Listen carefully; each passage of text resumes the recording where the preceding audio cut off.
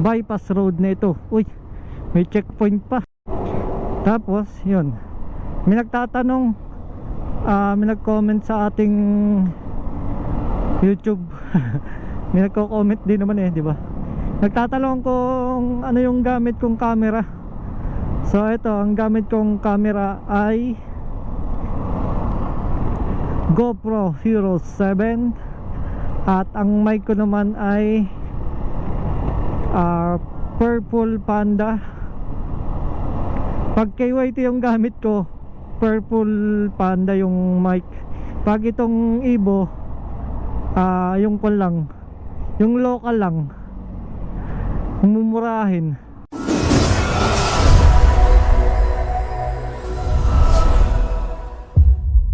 Morning mga kalagalag. So yan, ngayon ay July 1. So yan, araw ng buwan ng gastos ng motor ko ngayon. Kasi July din rehistrohin ang motor ko. Pero kung pa naman siya, pwede pa naman siya ibiyahe kasi kung pa naman siya, second week pa ng July siya may expired. So meron pa akong 1 week mahigit para may biyahe siya. Wala nang linis-linis nasa na natin to.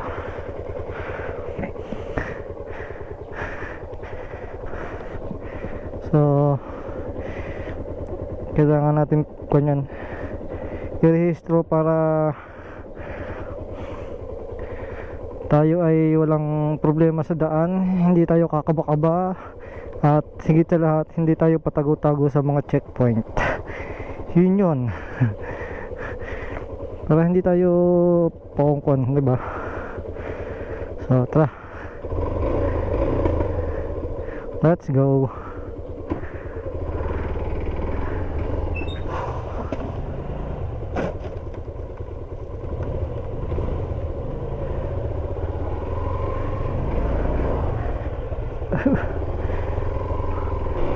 Pero nung tumingin sa kaliwat kanan bago pumasok, nakita ko agad siya.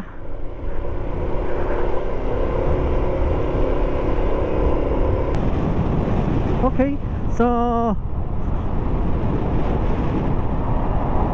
ituturo ko sa inyo yung alternatibong daan para hindi kayo ma-traffic dito sa Tagaytay. So halimbawa, pag galing kayo dito sa Nasugbu, Kalalatagan, yan, mga galing beach na pa-uwi, papuntang Maynila, ituturo ko sa inyo yung daan para hindi kayo ma-traffic. So yan, liliko tayo dito sa Welcome to Alfonso. Ito yung crossing Alfonso na tinatawag. Dito kayo papasok, dire-diretso lang. Tapos dito, yan, madadaanan nyo itong aming public market. Kung tawagin ay luksuhin.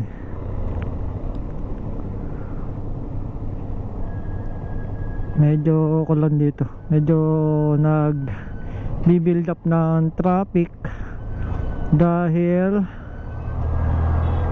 yung kabilang side nagiging parking ng mga sasakyan. Ito, imbis na nadadaanan, nagiging parking area siya. Kaya useless yung pagkon dito, paggawa ng 4 lane. Yan, ito yung public market.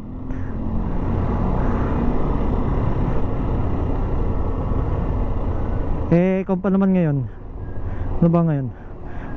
Martes,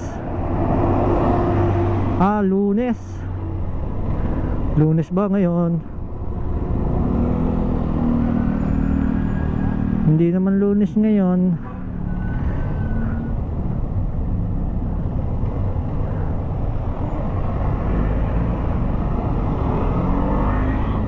Martes, patandaming tao.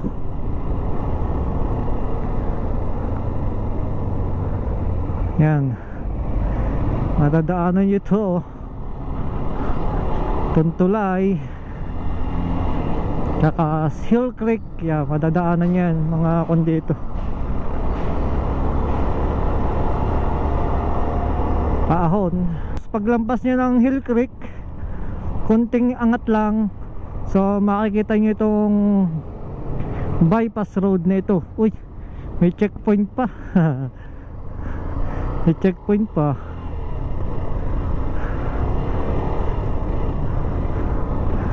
Yan, dito madadaanan itong bypass road. May nagtitinda na rin pala dito ah.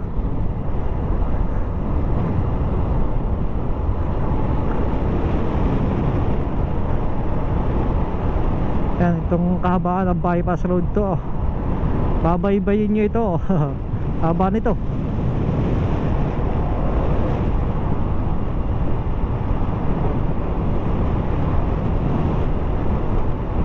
Buuin natin yung video dito para makita nyo kung saan papasok at lalabas.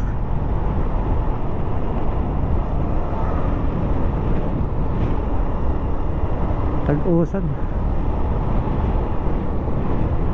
Dahil mahaba-haba pa naman yung aking oras, dahil ako ay pang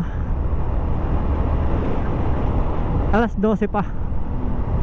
So dito may may designated na bike lane sa bagong sa bypass road na ito. Makikita nyo itong bike lane dito. Oh, madami na rin itong ginagawa oh. Buti nga nilinis ito eh, yung bike lane na ito. Dati nung nadadaanan ko to, tag dito, puro damo. Talaga hindi madadaanan ng mga bike. Buti na lang dito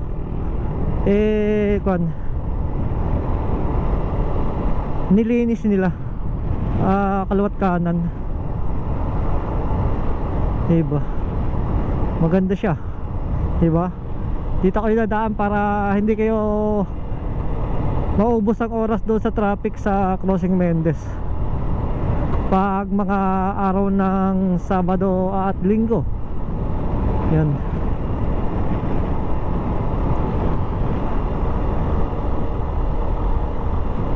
Dito rin nagkaroon ng aksidente. Ewan ko lang sa bandang area. Yung nagbangga ng kotse at saka Innova. Hindi ko lang alam kung saan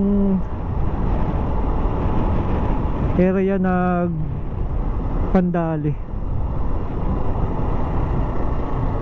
Ako na rin pala ito.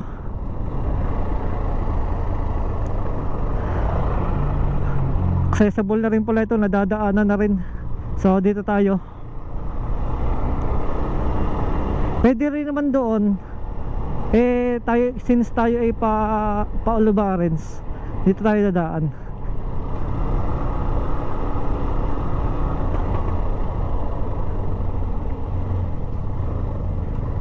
Yan. Mendez din naman ang kanyo doon. Mendez yung bayan din na Mendez ang lalabasan nyo doon. So dito kung tayo labas natin Mendez pa rin, pero hindi sa bayan.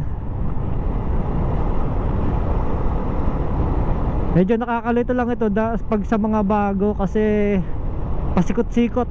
Yun yung problema, pasikot-sikot dito.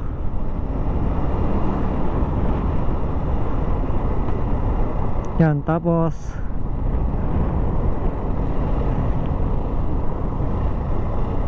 liko tayo dito. Yan o, going to Manila.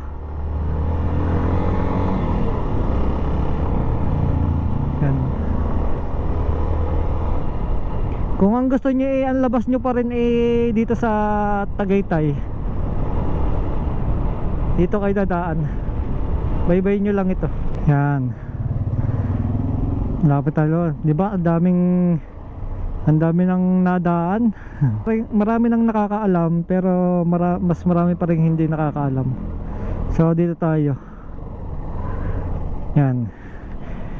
Yung sinasabi dyan, diretso dyan, dito sa line nito, Mendez, Indang, 13, yan, papuntang yan Condon, pupunta rin going to Condon, Manila. Pag dito naman ang labas nyo, crossing Mendez. Yan, nasa sa inyo kung kayo ay diretso o liliko dito sa may high school na Tagaytay. So dito na ako dadaan.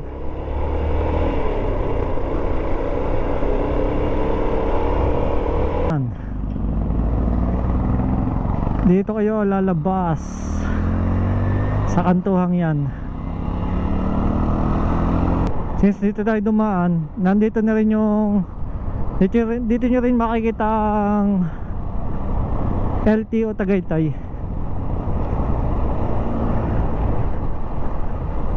At baka next week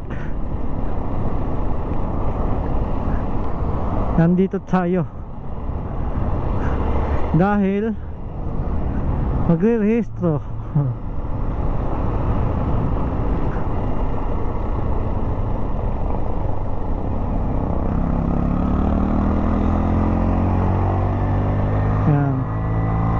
Dito rin yung Mahogany sa magkakatabihan. Nagkakatabi Justice Hall, LTO, tsaka Mahogany Market. Yan, sa loob na yan. NBI, naandun din ang NBI. Tapos nandito rin yung school ng CCT College. Dating yan, diretso lang tayo dito. At yun ang bagong bukas sa Dunkin Donut. DPWH yun. Nawala sa isip ko eh. Dating opisina yun ng DPWH, yung school ng CCT. Ngayon nasa Mangas yung office ng DPWH. Tapos yun, may nagtatanong, may nag-comment sa ating YouTube. May nagko-comment din naman eh, di ba? Nagtatanong kung ano yung gamit kong camera. So ito, ang gamit kong camera ay GoPro Hero 7. At ang mic ko naman ay Purple Panda. Pag KYT yung gamit ko, Purple Panda yung mic. Pag itong Evo, yung kon lang, yung local lang, mumurahin.